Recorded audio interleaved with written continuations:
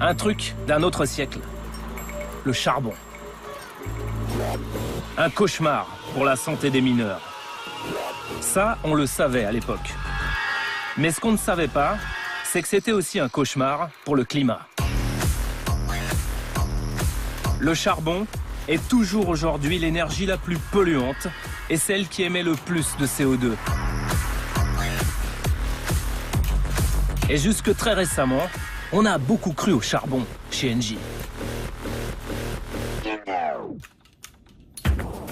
En 2009, 11% de l'électricité vendue par Engie dans le monde était produite par des centrales à charbon.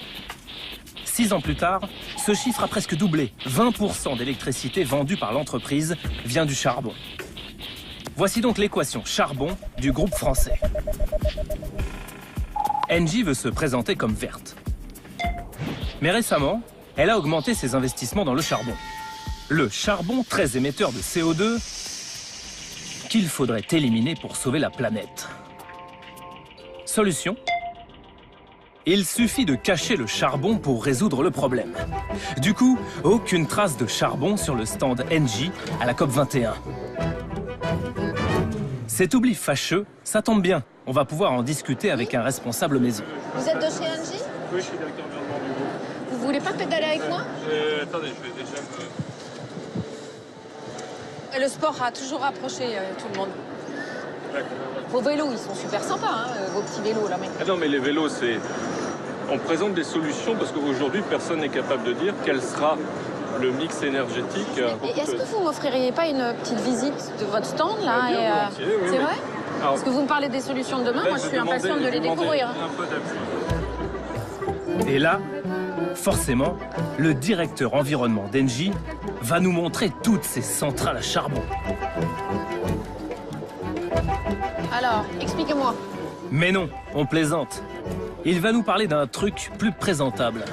Là, il y a des belles éoliennes. Des panneaux photovoltaïques. Ouais. Vous, des éoliennes, des panneaux photovoltaïques, vous en avez pas? Ah si, on en a beaucoup. Non, on a à peu Vous en avez près... combien? Alors, on a... je pense, de mémoire, on doit avoir un petit peu moins de 20% de notre production. 20%? Oui. C'est pas du tout ce que j'ai lu, moi. Un peu moins. Un peu moins? Beaucoup moins même, non? C'est bizarre, là, parce que alors moi, j'ai regardé production électrique par filière, vous voyez? Je vais devoir vous laisser dans 2-3 minutes. Bah, 2-3 minutes. Oui. 2-3 minutes. Et là, je vois éolien 2%. Alors, une éolienne ne fonctionne que quand il y a du vent. C'est-à-dire, par exemple, Ça m'avait pas échappé. c'est de l'ordre de 2000 heures par an. Donc, Oui. vous n'allez pouvoir produire de l'électricité que pendant 2000 heures Oui. par rapport à une centrale thermique classique. Donc, Bon, 2% d'éoliennes et non pas 20. On va pas chipoter, hein. À 18 points près, c'est presque pareil. Passons aux chiffres du charbon. Mais là, vous voyez, c'est intéressant, parce que là, on est en 2009. Hein. Le pourcentage de votre production électrique en charbon, elle est de 11%, 2009. Oui. D'accord? Et alors, paf, on regarde 2014, vous êtes passé de 11 à 20%. Oui.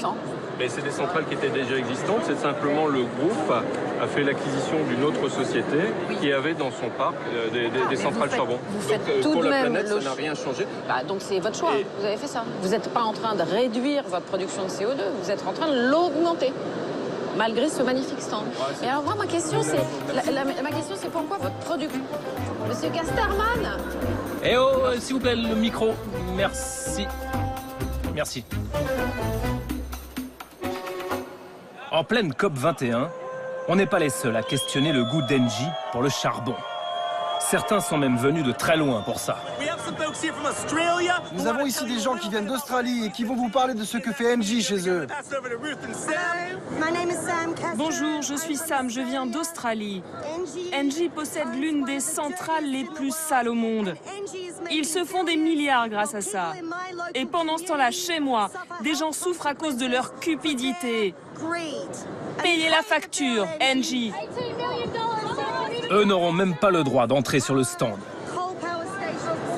Pour la COP 21, Engie doit sortir d'ici. Engie doit sortir des négociations sur le climat. En fait, ce sont plutôt les manifestants qu'on a sortis. Évacués par des policiers en civil, ils ont ainsi fait connaissance avec le dialogue environnemental à la française. Systématique.